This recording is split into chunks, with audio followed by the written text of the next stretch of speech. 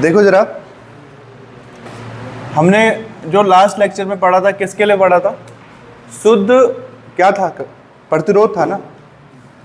शुद्ध प्रतिरोध जुड़ा हो, जब एसी परिपथ में शुद्ध प्रतिरोध जुड़ा हो। प्रतिरोध पता है कैसे था?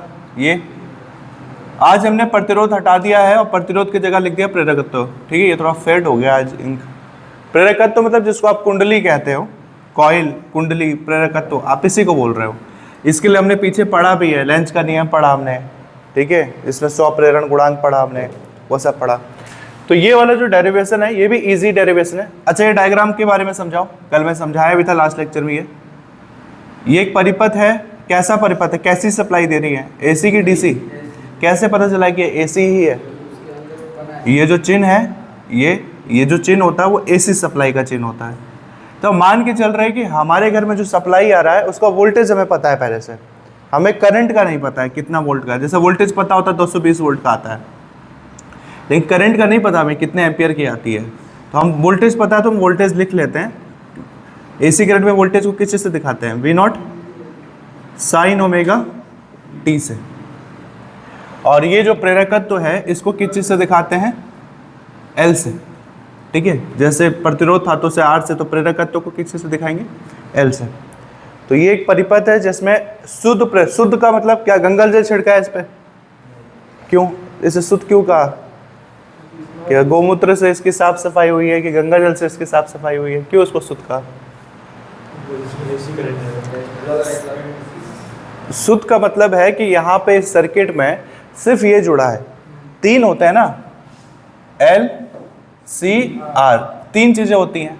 तो तीन में से सिंगल सिंगल जुड़े हों। जब L अलग जुड़ा हो अपनी सर्किट में तब आप कहोगे कि शुद्ध है, मतलब अकेले है, सिंगल। R है तो कहोगे शुद्ध है, ये अकेले है। और अगर C जुड़ा हो तब भी आप कहोगे ये शुद्ध है, अकेले है। लेकिन जब ये LC जुड़ जाएगा, दो एक साथ जुड़ जाएंगे, या LR जुड़ जाएगा, या CL जुड़ जाएंगे, तब ये शुद्ध नहीं कहलाएगा। तब ये LC परिपथ कहलाएगा, जिसमें प्रेरकत्व और संधारित्र जुड़े हों, जिसमें प्रेरकत्व और प्रतिरोध जुड़े हों, जिसमें ये संधारित्र और प्रेरकत्व जुड़े हों। तब एक से अधिक जुड़ गए तब इसे शुद्ध नहीं कहोगे। जब मिक्स हो गए तब ये शुद्ध नहीं है। शुद्ध का मतलब सिंगल है। ठीक है, इस डेरिवेशन को करने के लिए दो बेसिक चीजें तुम्हें पता होनी चाहिए, जिसमें से पहली चीज है वो तो तुमने 10th में भी पढ़ा होगा, cos थीटा बराबर, ये आगे जाके इसकी जरूरत पड़ेगी, इसी डेरिवेशन में एकदम लास्ट स्टेप में इसकी जरूरत पड़ेगी, तो मैं पहले ही बता दे रहा हूँ। कभी पढ़ा है 10th क्लास में ट्रिग्नोमेट्री में कि cos को साइन में कैसे बदला जाता है? अच्छा, cos को साइन में कैसे बदला जाता है? cos को साइन में बदलने के लिए कोई फॉर्मूला है? cos थीटा को साइन थीटा में क्या है? साइन 90 माइनस थीटा बराबर होता है। ठीक है, cos थीटा को अगर साइन में बदलना हो तो आपको एंगल में 90 से माइनस करना पड़ेगा। पढ़ा है 10th में ये चीज? ठीक है, बेसिक चीजें ये तो। लेकिन हमारे पास जो सवाल फंसेगा ना, उसमें क्या होगा? हमारे पास जो फंसेगा उसमें 90 माइनस थीटा नहीं मिलेगा हमें। हमारे पास आगे जाकर सॉल्व जब हम करेंगे तो ये कुछ ऐसे मिलेगा, थीटा माइनस 90 मिलेगा। लग रहा ना आगे पीछे, थीटा माइनस 90। तो आप जब ये चीज आप आगे पीछे चेंज कर दोगे तब वहां पर जैसे ही आगे पीछे करोगे तो उसका फॉर्मूला ये होता है, आगे माइनस का चिन्ह। ये चीज क्लियरली याद कर रख लो दिमाग में। cos थीटा बराबर साइन 90 माइनस थीटा होता है, लेकिन cos साइन थीटा माइनस 90 जब करोगे तो आगे आपको क्या करना पड़ेगा? माइनस का चिन्ह लगाना पड़ेगा। एक चीज ये दिमाग में रखना है, ये बेसिक चीजें हैं जो दिमाग में रखना है। एक और बेसिक चीज क्या है आपको दिमाग में रखने के लिए, इसी में बता रहा हूँ। हालांकि ये चीज अभी तक आया नहीं है, इसी चैप्टर में आता ही है। अभी तक तुमने बचपन से जो भी पढ़ा होगा उसमें तो ये कहीं नहीं आया होगा।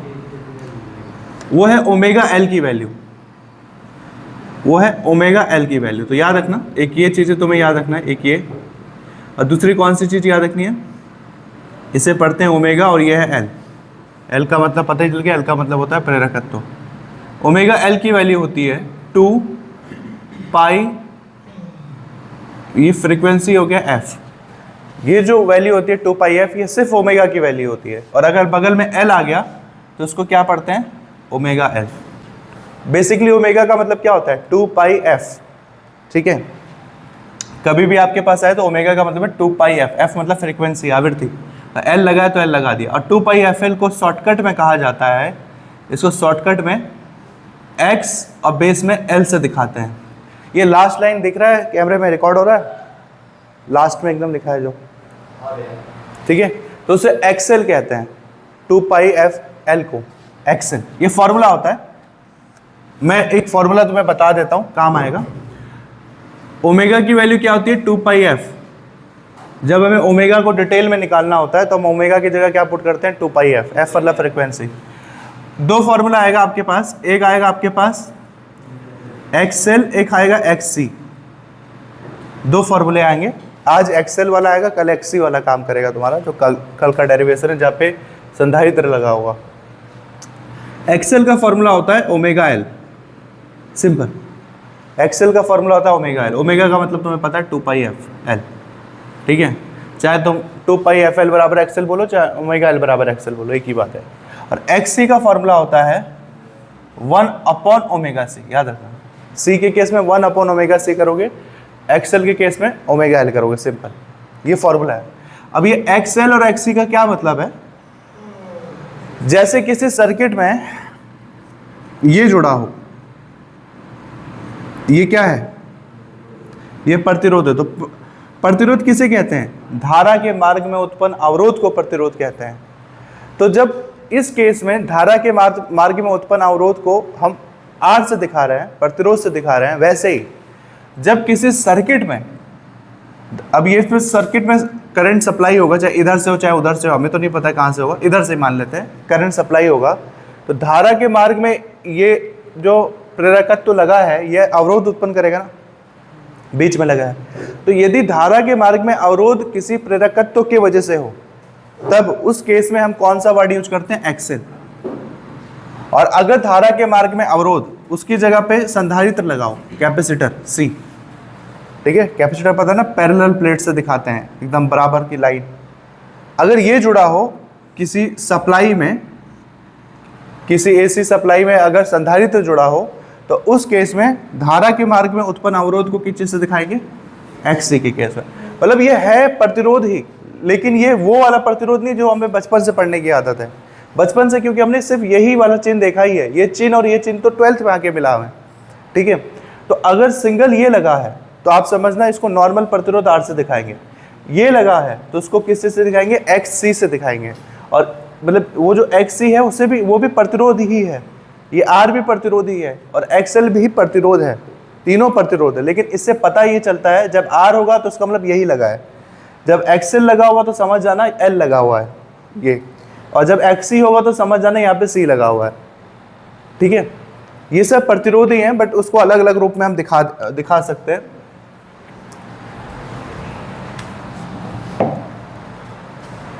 तो इसका मतलब समझ जाना, तो ये फॉर्मूला याद रखना, एक्सएल बराबर ओमेगा एल, एक्सी बराबर 1/ओमेगा सी। मैं एक्सी का भी यही लिख देता हूँ, ठीक है, हालांकि वो अगला जो लेक्चर कल होगा उसमें ये काम आएगा, ठीक है। या एक्सी बराबर क्या हो जाएगा, या ओमेगा सी बराबर क्या होगा, एक्सी हो जाएगा। और चाहो तो ओमेगा की वैल्यू क्या लिख सकते हो, 2πfc। कल ही कर लूँगा इसको, कल ही वाले में अलग से दिखा दूंगा। तो ये बेसिक चीज़ें तुम्हें पता होनी चाहिए जो इस डेरिवेशन में बीच में आएगा और हमें पहले से पता हो। क्लियर है इतना? वो साइन को कॉस में बदलना है, तो 10th में भी पढ़ा होगा। और कौन सा बेसिक है जो मुझे बताना चाहिए, और कुछ नहीं, और चलेगा, और तो तुम्हें पता है। देखो अब यहाँ से स्टार्ट करते हैं। मैंने कल यहाँ से स्टार्ट किया था। अच्छा, इस डेरिवेशन में करना क्या है, कल भी मैंने समझाया था लास्ट लेक्चर में कि ये डेरिवेशन 6-7 दिन चलेगा। एक दिन जा चुका है, 6 दिन और ये लेक्चर चलेंगे, और तब जाके मेरे 6 दिन खत्म होगा तो 7वें दिन तुम्हें जाके मिलेगा LCR सर्किट, ठीक है। 7 दिन का पूरा ये लेक्चर होता है। तो इन 7 दिन में हमारा टारगेट क्या होता है, क्या निकालना है हमें निकालना है कलांतर, फाई, हमें निकालना है कलांतर। और कलांतर कैसे निकलता है, कलांतर निकलता है जब तुम्हें V की वैल्यू और I की वैल्यू पता है। अब बेसिकली हम लास्ट में जो भी वैल्यू हो, V0 sin omega t, I0 sin omega t, हम लास्ट में एंगल ढूंढते हैं, एंगल में घटाते हैं, एंगल घटा करके जो वैल्यू आता है वही कलांतर होता है।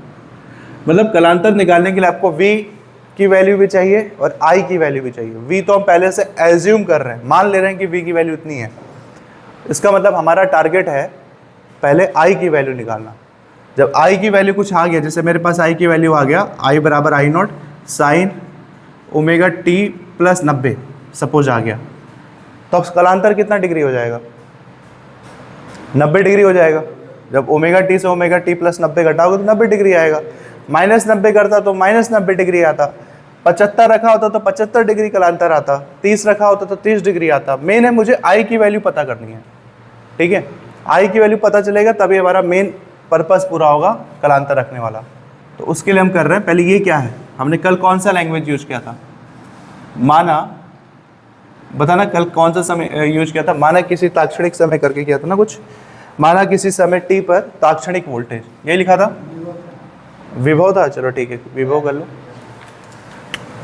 यहां से मैं लिखना शुरू कर रहा हूं, जगह का यूज कर ले रहा हूं। माना किसी समय टी पर, ये वाला समय ही लूंगा, पर इंस्टेंटेनियस वोल्टेज पर ताक्षणिक कैसे लिखा? ताक्षणिक विभव बोलो चाहे वोल्टेज बोलो, एक ही बात है। किसी किसी बुक में वोल्टेज मिलेगा, कहीं विभव मिलेगा। विभव कितना मान ले रहे हैं हम पहले, कितना विभव है? V बराबर V not sine omega T. तो पहले से हमने मान लिया। क्यों हमने इसी को पहले माना है तो मैंने बता दिया। हमारे घर में जो करंट आ रहा है उसका हमें लगभग अंदाजा है कि कितने वोल्ट का करंट आ रहा है, 220 वोल्ट का। ये रैंडमली बोलो 220 वोल्ट का करंट है, लेकिन हमें इसके एम्पियर का नहीं पता है कितने एम्पियर का करंट होगा, ठीक है। ये अब आओ आगे बढ़ते हैं अब इसमें। अब देखो फ्लक्स के लिए मेन, जैसे कल आर आ रहा था, आर, तो आर के लिए मेन कौन सा फॉर्मूला था जो हमने यूज किया था? वो हमने बचपन में एक फॉर्मूला पढ़ा था, ओम का नियम, V बराबर आई आर। वहीं से आर का जन्म हुआ था हमारे सिलेबस में। हमने स्टार्टिंग आर की एंट्री वहीं से हुई है, V बराबर आई आर वाले फॉर्मूले से, ओम के नियम से। वैसे ही एल जो है, अब याद करो एल कहाँ से स्टार्ट हुआ था? स्वप्रेरण गुणांक में। उससे भी पहले एल आया था एक जगह पे, पता है कहाँ पर? हाँ, स्वप्रेरण गुणांक में आया था, उसको हमने पूरा डिराइव किया था। उसमें एक वैल्यू आई थी E बराबर minus L D phi upon D T. नहीं, D phi upon D T नहीं था, ये D I upon D T था। देखना, स्वप्रेरण गुणांक के फॉर्मूले जब मैंने लिखवाया था, दो फॉर्मूले लिखवाए होंगे स्वप्रेरण गुणांक के। एक तो लिखाया होगा एल बराबर फाई अपॉन आई, याद आ रहा है? एल बराबर फाई अपॉन आई। और एक लिखवाया होगा मैंने ये पूरा डिराइव करवाया था। किससे? लेंज के नियम से मैंने ये डिराइव करवाया था, minus D phi upon D T से। ये इससे डिराइव करवाया था मैंने, और मैंने बताया भी था वहाँ पे ये वाला फॉर्मूला ज़्यादा काम आएगा। न्यूमेरिकल में भी काम आता है, डेरिवेशन में भी काम आता है। तो ये फॉर्मूला है E बराबर minus L D I upon D T. हमने यहाँ पे E नहीं लिया। E का मतलब वहाँ पे क्या था? प्रेरित विद्युत वाहक बल। यहाँ पे E नहीं है, यहाँ पर हमने लिखा है वोल्टेज। तो विद्युत वाहक बल और वोल्टेज लगभग एक ही चीज़ होता है। जब तक उसकी एकदम डीपली मतलब डिफरेंस में ना पता करें तब तक वो एक ही चीज़ है। तो ये जो फॉर्मूला E के लिए है, ये आप आल्सो किसके लिए भी ले सकते हो?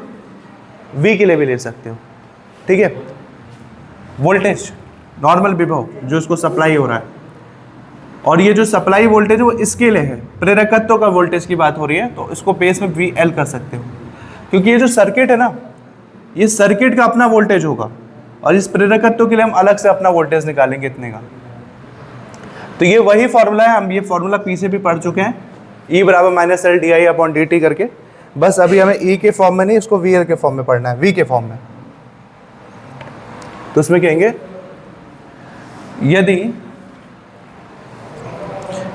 यदि परिपथ में शुद्ध प्रेरकत्व जुड़ा हो, ये है ना, ऐसे परिपथ में क्या जुड़ा है? शुद्ध प्रेरकत्व। तो वही लिख रहे हैं, यदि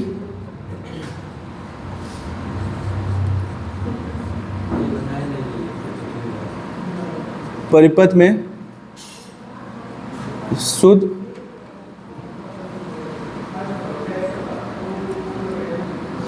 प्रेरकत्व जुड़ा हो,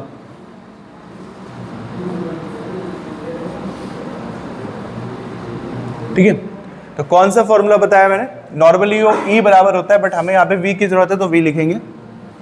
और क्योंकि ये V हम इसकी बात कर रहे हैं, इसके वोल्टेज की बात कर रहे हैं, तो हम इसको सिग्निफाई करने के लिए VL कर देते हैं। इस सर्किट में दो वोल्टेज होंगे, एक होगा तार का वोल्टेज, तार के किसी भी दो बिंदु के बीच का वोल्टेज, और एक वोल्टेज होगा इसका, ठीक है। तो जो कॉइल का है उसको VL से दिखा देंगे, ये V और बेस में L, और जो बाहर का वोल्टेज उसको सिंपल V से दिखा दो, ठीक है। खैर अभी V की जरूरत नहीं, इसकी जरूरत है। तो VL बराबर क्या होगा, -L di अपॉन dt। ये सब हम कर क्यों रहे हैं, क्योंकि पहले हमें इस I की वैल्यू निकालनी है, ठीक है। I की वैल्यू निकलेगी तभी आगे जाके कलांतर भी निकलेगा। ये हो गया। तो एक हमें ये मिल गया, एक ये मिल गया, एक V की वैल्यू मिल गई हमें, नॉर्मल V जो नॉर्मल सप्लाई हो रही है वोल्टेज की, और एक V किसकी मिल गई, ये प्रेरकत्व का वोल्टेज हो गया, ठीक है। तो टोटल वोल्टेज कैसे निकालोगे, ठीक है। आप एम्पियर का नियम भी लगा लो। टोटल वोल्टेज के लिए क्या करना पड़ेगा, दोनों वोल्टेज को आप क्या कर दो, ऐड कर दो, आप टोटल वोल्टेज निकाल लोगे, ठीक है। तो या तो हम लिख सकते हैं फ्रॉम किरचॉफ्स लॉ, या फिर सीधा लिख सकते हैं टोटल वोल्टेज। जा रहे हैं, टोटल वोल्टेज देखो, देखो ये वाला दिख रहा है नीचे, ठीक है। यहां से लिखो या आगे से लिख लेते हैं। देखो किरचॉफ के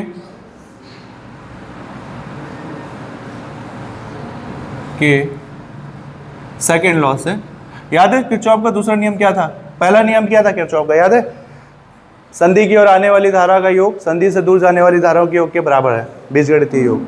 और किरचॉफ का सेकेंड लॉ क्या था, बेसिकली सेकेंड लॉ को शॉर्टकट में मैं ऐसे दिखाता था, ठीक है, किसके बराबर होता है, 0। ये था आपका बेसिक, हम ऐसे दिखाते थे शॉर्टकट में, ठीक है। या फिर इसको ऐसे दिखा सकते हो, वैसे नहीं, ऐसे दिखा सकते हैं इसको, IR ऐसे भी दिखाते थे हम। तो यहाँ पे किरचॉफ के द्वितीय नियम से, अगर ये किरचॉफ का नियम अगर दिमाग में अच्छा नहीं लग रहा है यहाँ डेरिवेशन में कि किरचॉफ का नियम कहाँ से आ गया, तो तुम डायरेक्ट लिख सकते हो कुल विभव या परिपथ का कुल विभव, ये भी वर्ड यूज कर सकते हो। मैं अभी पूरा वर्ड यूज कर रहा हूँ, किरचॉफ के द्वितीय नियम से, द्वितीय नियम से ये सही ना लगे तो तुम सीधा टोटल वोल्टेज भी लिख सकते हो वहां पे, ठीक है। किरचॉफ का नियम वैसा होता क्या है कि आप वोल्टेज का क्या करते हो, बीजगणितीय योग कर देते हो तो वो उसका 0 ही आएगा वैल्यू, फिर भी ऐसे कर लो। टोटल वोल्टेज है कितना, एक वोल्टेज V है, मैंने कहा इसमें एक तो इसका प्रेरकत्व का अपना वोल्टेज है VL, और एक वोल्टेज है इस परिपथ का, ठीक है। और दोनों वोल्टेज को अगर ऐड कर दोगे तो हम किसके बराबर दिखाएंगे इसको, 0 के बराबर, ठीक है। तो क्या हो जाएगा, V जो नॉर्मल वोल्टेज है, जो नॉर्मल सप्लाई दिया जा रहा है पूरी सर्किट में, ये V की सप्लाई दी जा रही है, और एक है VL जो स्पेशली किसका वोल्टेज है, इस प्रेरण कुंडली, ये इसका है। अब बराबर कितना हो जाएगा, 0। अब करना कुछ नहीं है आपको, आपके पास इक्वेशन 1 है, आपके पास इक्वेशन 2 है, इक्वेशन 1 की वैल्यू इसमें डाल दो, इक्वेशन 2, इक्वेशन 1 से V की वैल्यू मिल गई, इक्वेशन 2 से VL की वैल्यू मिल गई। तो या तो डायरेक्ट वैल्यू डाल लो या फिर लिख दो समीकरण 1 व 2 से, फ्रॉम इक्वेशन 1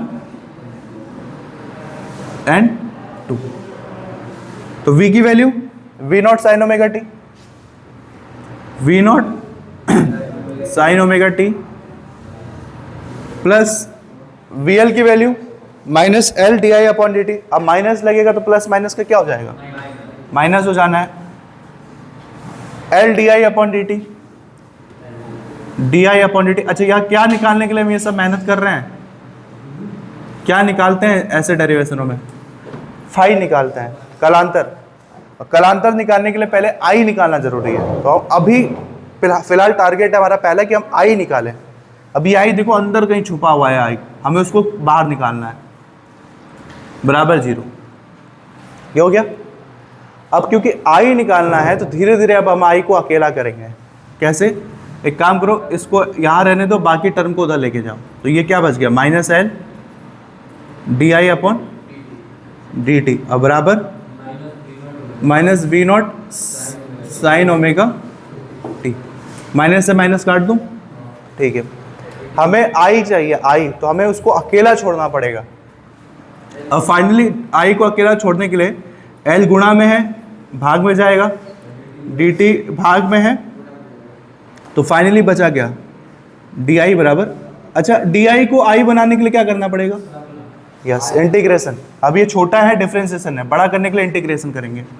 तो डी आई बराबर माइनस से माइनस तो कट चुका है, ये हो चुका है वी नॉट अपॉन एल, ये एल गुणा में था, नीचे आया भाग में, इधर क्या है साइन ओमेगा टी, ये गुणा में था, सॉरी ये भाग में था, उधर आएगा तो गुणा में। याद है ना, D T D theta D x ये लास्ट में ही लिखा जाता है एंगल के रूप में, ये दिखाएगा कि इसके रिस्पेक्ट में हो रहा है। ये हो गया। देखो छोटे को बड़ा में बदलने के लिए क्या करेंगे, छोटे को बड़ा में करने के लिए हम समाकलन करेंगे, किसके रिस्पेक्ट में होगा, टी के रिस्पेक्ट में, ठीक है। तो हम लिख देंगे समाकलन करने पर, इंटीग्रेशन करने पर, तो हम लिख देते हैं बाय इंटीग्रेशन बोथ साइड, या फिर सीधा लिखते हैं हिंदी में समाकलन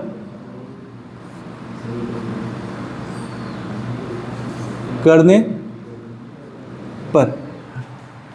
दोनों साइड समाकलन कर सकते हैं हम, तो इधर भी कर लो उधर भी कर लो, इधर करेंगे, ये हो गया डी आई बराबर वी नॉट अपॉन एल। मैंने कहा समाकलन सिर्फ उसका होता है जिसके रिस्पेक्ट में हो रहा है, तो हम सिर्फ टी के रिस्पेक्ट में हो रहा है तो सिर्फ टी वाले टर्म का करेंगे, बाकी बाहर आ जाएगा, इसलिए वी नॉट अपॉन एल बाहर आ गया। चाहो तो उसको ऐसे कर लो, समाकलन सिर्फ इसका होगा sign omega T D T का समाकलन होगा। सर मैं पहले भी तुम्हें बता चुका हूँ समाकलन कैसे होता है, फॉर्मूला ये पहले भी डिस्कस किया है, नहीं आते तो दोबारा देख लो। अगर ये साइन एक्स डी एक्स का समाकलन करना है, या साइन थीटा डी थीटा कुछ भी रख दो एंगल में, एक्स वाई जेड कुछ भी, तो समाकलन में इंटीग्रेशन का फॉर्मूला क्या होता है, साइन का ये फॉर्मूला होता है साइन एक्स डी एक्स का minus cos x D x. याद रखना, साइन का इंटीग्रेशन होता है माइनस कॉस, याद रखना साइन का इंटीग्रेशन माइनस कॉस होता है। लेकिन आपके पास अगर एंगल मैंने बढ़ा दिया, x की जगह मैंने एंगल कर दिया 2x, तब आपका जो आंसर आएगा वो माइनस कॉस 2x आएगा, और बटे में क्या आएगा 2 आएगा, ठीक है। रूल ये होता है कि जब आप सॉल्व करते हो तो जो आपका एंगल होता है, एंगल का डिफरेंशिएशन करके हमें बटे में डालना होता है। साइन का तो इंटीग्रेशन किया, तो साइन का इंटीग्रेशन किया तो क्या आया माइनस कॉस, बाकी जो एंगल है वैसे ही एज इट इज उतार लो, ये dx भी हट जाएगा, माइनस कॉस 2x आ गया। और जो एंगल होता है उस एंगल का अलग से डिफरेंशिएशन करना होता है, तो मैं डिफरेंशिएशन पहले ही बता चुका हूँ तुम्हें पीछे के चैप्टर में। 2x का डिफरेंशिएशन क्या हो जाएगा, d अपॉन dx करोगे 2x का, तो 2 तो बाहर हो जाएगा, तो बचा क्या dx अपॉन dx, वो कितना हो गया 1, तो क्या बचा ये 2 इंटू 1 क्या बचा 2। इन शॉर्ट x का डिफरेंशिएशन करोगे तो 1 आएगा, y का dy के रिस्पेक्ट में करोगे तब भी 1 आएगा, dt का t के रिस्पेक्ट में करोगे तब भी 1 आएगा। तो पहले भी मैं डिस्कस कर चुका हूँ। और ये जो इंटीग्रेशन डिफरेंशिएशन वाला पार्ट तुम्हें टफ लग रहा है ना, जब तुम मैथ पढ़ना शुरू करोगे 2, 2.5, 3 महीने तक तुम वही पढ़ते रह जाओगे, तब तुम्हें ये सब एकदम बच्चों वाला चीज़ें लगेंगी। तो अभी क्या बताना है, साइन का इंटीग्रेशन होता है माइनस कॉस, और अगर एंगल में कुछ गुणा में है तो वो एंगल का डिफरेंशिएशन करके बटे में डालना है।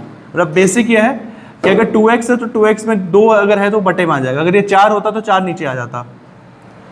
अब मैं ये चीज़ क्यों बता रहा हूँ, देखो यहाँ लिख रहा हूँ मैं लिख भी देता हूँ यहाँ पे रफ के लिए, तुम्हें हेल्प करेगा अगर घर पे समझ में ना आया हो ये। चूँकि इंटीग्रेशन साइन 2 थीटा, थीटा के रिस्पेक्ट में सपोज मैं तुम्हें सिखा रहा हूँ, साइन 2 थीटा बराबर, या आगे जाके फाई आएगा तो तुम कंफ्यूज जाओगे, रहने दो थीटा, एक्स ही रहने दो, 2x dx बराबर क्या रूल है, फिर से सुनो, साइन का इंटीग्रेशन क्या होता है माइनस कॉस, अब बाकी एंगल वैसे ही उतार लो, एंगल क्या है 2x है, ठीक है। अब एंगल का अलग से डिफरेंशिएशन करके बटे में, 2x का डिफरेंशिएशन 2 होगा, तो एंगल का डिफरेंशिएशन करके बटे में डाल दिया, तो क्या हो गया cos 2x बटे 2। बोलो क्या चल रहा है दिमाग में, एक्स स्क्वायर कैसे होगा, डिफरेंशिएशन में बटे में जाता है।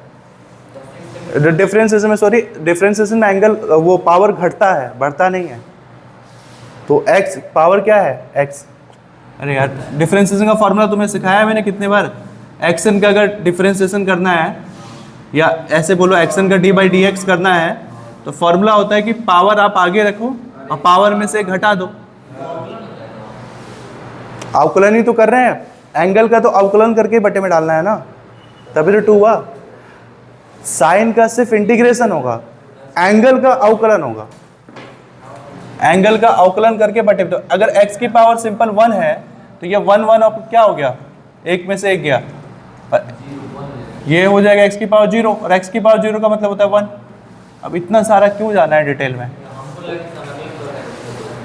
जो त्रिकोणमिति वाला टर्म दिख रहा है तुम्हें आगे, उसका इंटीग्रेशन होगा, लेकिन जो पीछे एंगल दिख रहा है उसका डिफरेंशिएशन करके बटे में डालते हैं, डिवाइड में डालते हैं। ये सब चीजें मैं कह रहा हूँ, बस अभी देख लो। ये अगर डिफिकल्ट लग रहा है, जब तुम आओगे ना इंटीग्रेशन वाले, मैथ वाले सारे हो, वो तुम्हें एकदम वहां पे बच्चों वाला सवाल लगेगा। ये सब चीजें बहुत बेसिक है। अब इससे ज्यादा मैं क्या बताऊं, कि मैं तो इतना बता दूं बायो वाले भी समझ जाते हैं। समझना सिर्फ इतना है कि साइन का इंटीग्रेशन होता है माइनस कॉस, और एंगल अगर है तो एंगल क्या आ जाएगा, बटे में आ जाएगा। ठीक है, अब हम यहाँ पे इसको सॉल्व करते हैं। यहाँ पे देखो साइन थीटा या साइन एक्स है ना, तो साइन एक्स की जगह पे यहाँ पे क्या है, ओमेगा टी। ठीक है, तो यहाँ पे ओमेगा टी है, तो देखो टी का टी के रिस्पेक्ट में हो रहा है। देखो एक्स डी एक्स था, तो वैसे टी डी टी है। ओमेगा किसकी जगह पे है, 2, जैसे 2 बटे में चला गया, वैसे हम इसका इंटीग्रेशन करेंगे तो ओमेगा बटे में आ जाएगा। ठीक है, देखो आगे क्या करना है।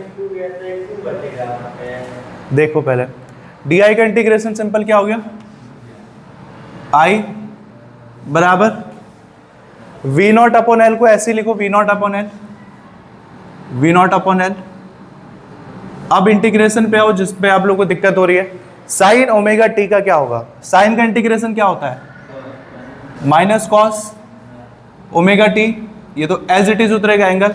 अब क्या सिखाया है, एंगल का डिफरेंशिएशन करके बटे में डालना होता है।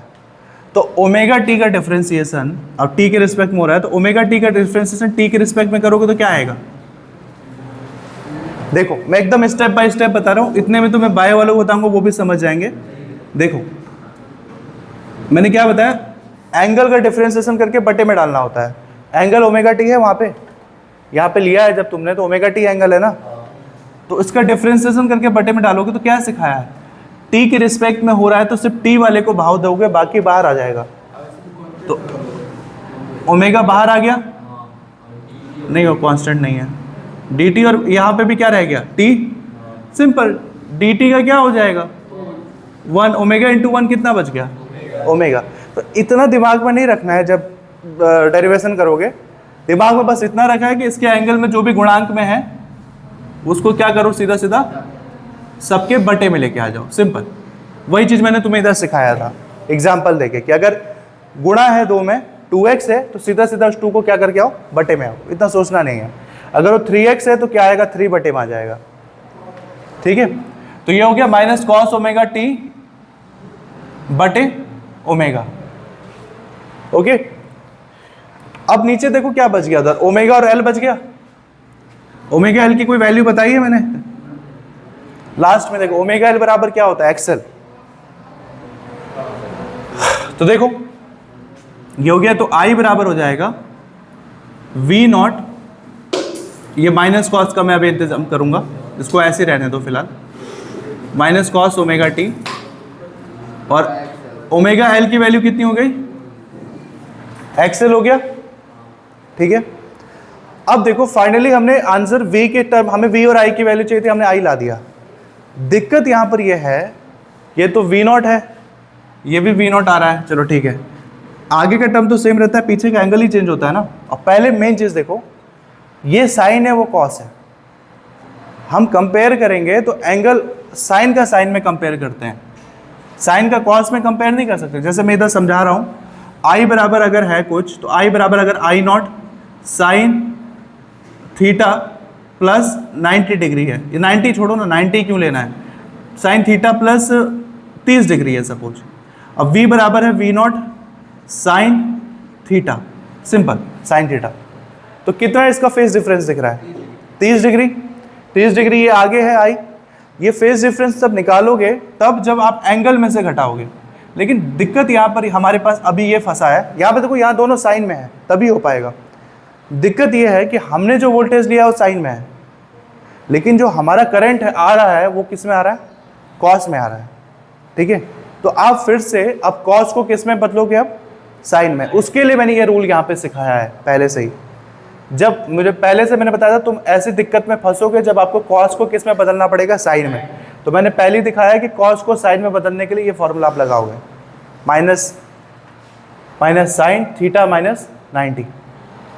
ठीक है, आगे जाके ये आएगा प्रॉब्लम, तो पहले से मैंने वहाँ लिखा हुआ था। क्या फॉर्मूला है इसका? Minus sine theta minus 90। या तो इस माइनस को हटाना है तो एक काम कर दो, ये माइनस वहाँ से हटा तो यहाँ आ जाएगा, तो माइनस कॉस थीटा हो गया।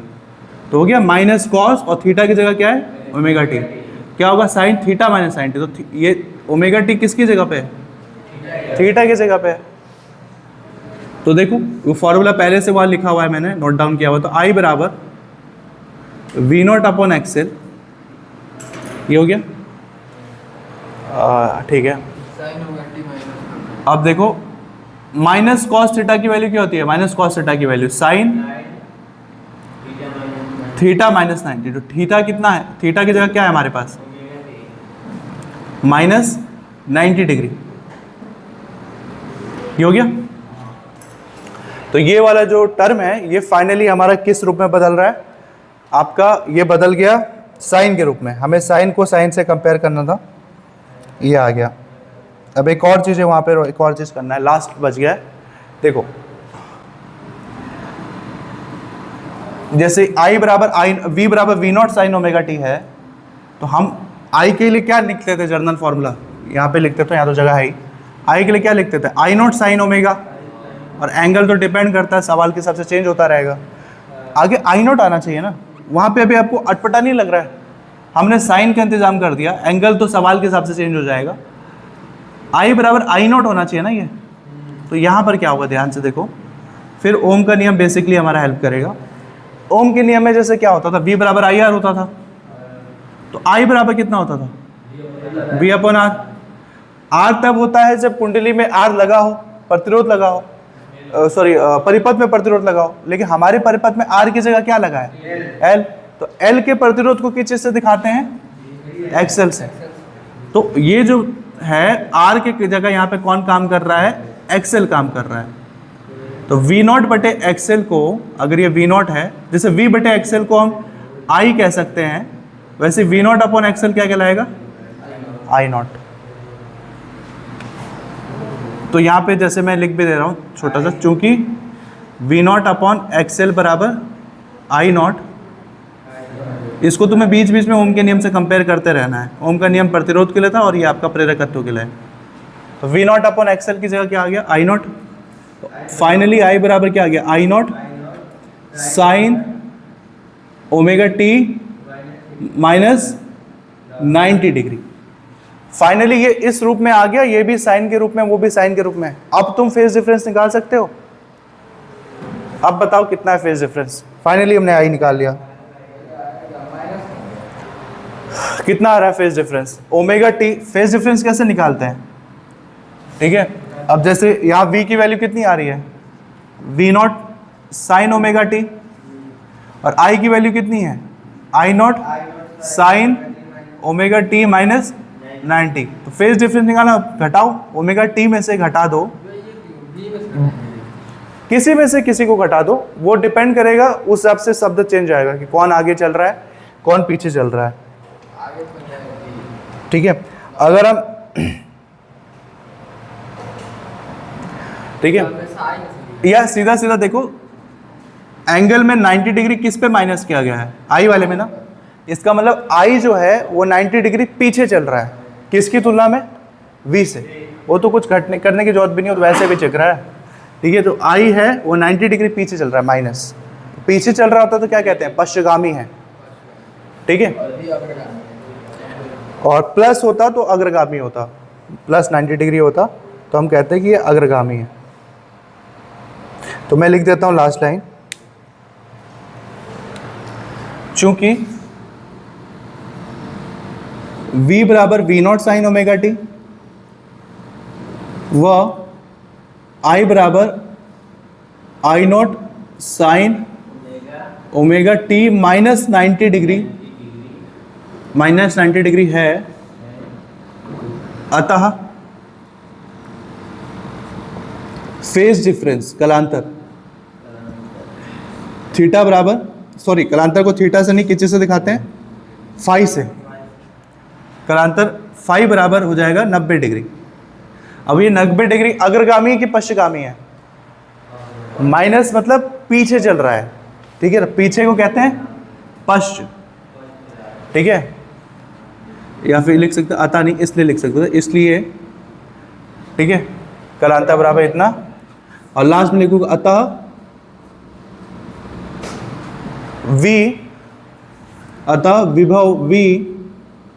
विभव v कौन पीछे चल रहा है? धारा पीछे चल रही है ना, धारा पे 90 डिग्री है, तो विभव v नहीं लिखेंगे, धारा लिखेंगे, धारा, अतः धारा I विभव v से या v की तुलना में, v की, ये लास्ट लाइन दिख रहा है, मेरा राइटिंग थोड़ा रफ हो गया यहाँ पे, समझ जाना, v की तुलना में कितने डिग्री पीछे है? 90 डिग्री, या 90 कला कोण कहा जाता है ऐसे, 90 डिग्री। अभी एलसीआर देखना, अभी तो ऑप्टिक्स नहीं आया, ऑप्टिक्स में तो इतना वहां से स्टार्ट होगा, वहां खत्म होगा, फिर मिटाऊंगा, फिर दोबारा वो पेज, इतने बड़े व्हाइट बोर्ड के 2 पेज आएगा, कुछ नहीं गड़बड़ाता है, सारे बच्चे पास करते हैं, ठीक है, फोकस रहेगा तो हो जाएगा। अतः धारा आई विभव v की तुलना में 90 डिग्री क्या है? पीछे की आगे? पीछे। तो पीछे को क्या बोलते हैं? पश्चगामी, लैगिंग में है, पश्चगामी इंग्लिश में लिख दो लैगिंग, लैगिंग है, हो गया, ठीक है। अभी एक और छोटा सा काम रह गया, ग्राफ बनाना और फेजर ग्राफ बनाना, एक साइन वेव वाला ग्राफ, एक फेजर वेव वाला ग्राफ, ठीक है। तो एक काम कर लेते हैं, उसको भी बना ही लेते हैं, जब इतना सब्र किया तो वो भी कर लो, मेरा काम हो जाएगा।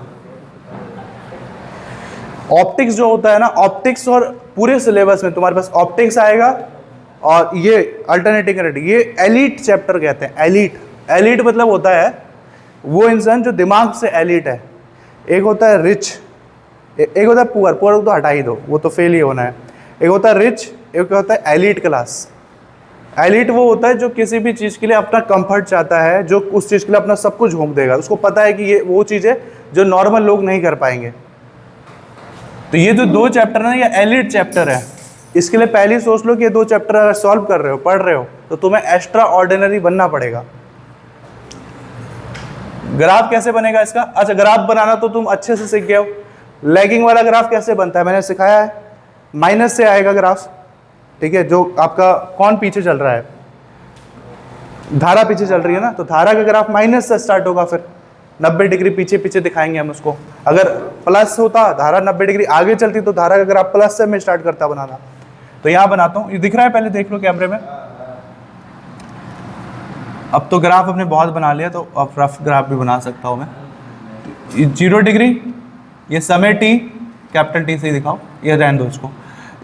समय को अगर डिवाइड करोगे, आधा समय ये t/2, फिर ये बीच का जो मेन आयाम आएगा ये 2t/2, तो 2t/2 को क्या बोलोगे? t, फिर ये आएगा 3t/2, ये ऐसे। ग्राफ कैसे जाता है? एक प्लस में जाएगा, आधा माइनस में जाएगा, आधी साइकिल प्लस में, आधी माइनस में। मैं किसी एक का ग्राफ बनाता हूँ, सिंपल वाला। तो कौन है जो सिंपल जा रहा है? ओमेगा टी, वोल्टेज जा रहा है, तो वोल्टेज के लिए दिखा दो सिंपल। अरे यार,